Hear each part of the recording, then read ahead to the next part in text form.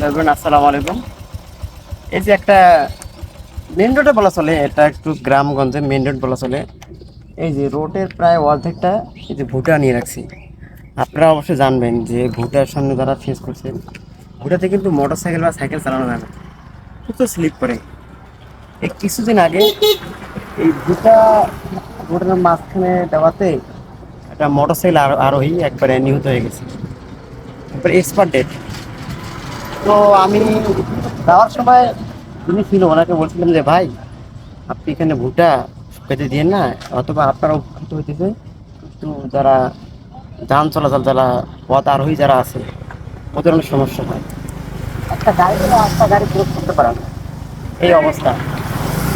তো আমি প্রশাসনের দৃষ্টি আকর্ষণ করব, এই যে এনারা কথা বলো কথা শোনা, নিজের উপকৃত, নিজের জন্য ভালোর জন্য অন্য জন্য একটা ক্ষতি করতেছে। এই রোগটা কিন্তু অনেক তারা আরো বেশি অনেক ক্ষয় করতে যায়। তো আমি প্রশাসনের কাছে দৃষ্টি আকর্ষণ করতেছি, এরকম তো রোডের মাঝখানে যদি কেউ ভুট্টা শুকাইতে দেয়, আপনার টোটাল লিস্ট করে দিবেন। আমরা যাওয়ার পথে বলে গেছিলাম যে আপনারা ভুট্টা শুকাইতে দিবেন না। যখন আমরা আসছি মোটর সাইকেল নিয়ে, কিন্তু উনি চলে পালাই গেছি। তো এইভাবে তো বললে হবে না। আপনারা যারা আছেন সাধারণ জনগণ, আপনারা এদিকে দৃষ্টি রাখবেন। আপনারা যদি করেন না, তাহলে এরা কেউ মানে রাস্তার মাঝখানে ভুট্টাকে শুকিয়ে দিতে পারে না।